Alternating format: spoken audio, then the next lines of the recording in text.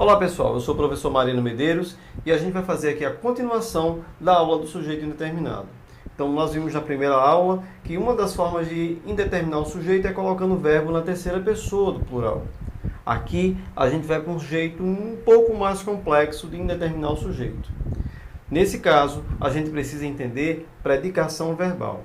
Predicação verbal é a qualidade do verbo em ser transitivo, intransitivo ou o verbo de ligação. Vocês estão estudando aí, depois a gente vai fazer um comentário a mais sobre esses tipos de verbos, sobre a predicação verbal.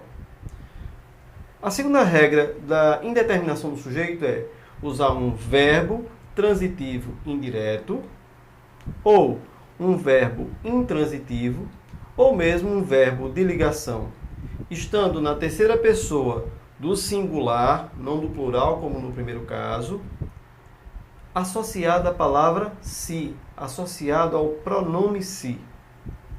Quando a gente tem essa situação, o sujeito vai ser indeterminado. Por exemplo, o verbo precisar.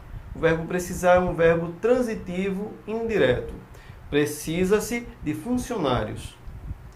Nesse caso aí, eu não sei quem é que precisa de funcionários. Perceba que o verbo precisar é transitivo indireto, está na terceira pessoa do singular, associado à palavra se. Precisa-se de funcionários.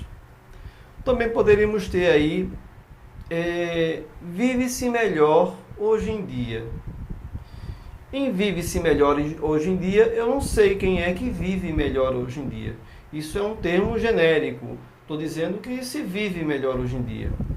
Quando a gente olha aí para o verbo viver, é um verbo intransitivo. Quem vive, vive. E aí, verbo intransitivo, na terceira pessoa do singular, associado ao pronome se.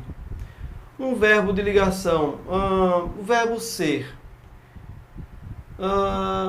Era-se mais respeitoso antigamente. Em era-se mais respeitoso antigamente, também não sei quem é que era mais respeitoso antigamente. Aí o verbo também está trazendo um sujeito genérico, um sujeito indeterminado. Veja que o verbo era é o verbo ser no passado, e aí é um verbo de ligação. Então, um verbo de ligação da terceira pessoa do singular associado à palavra se. Nesses casos, a oração não possui, ou melhor, nesses casos, o sujeito da oração é indeterminado. O sujeito existe, mas a gente não consegue determinar quem ele é. Valeu, um abraço e até a próxima.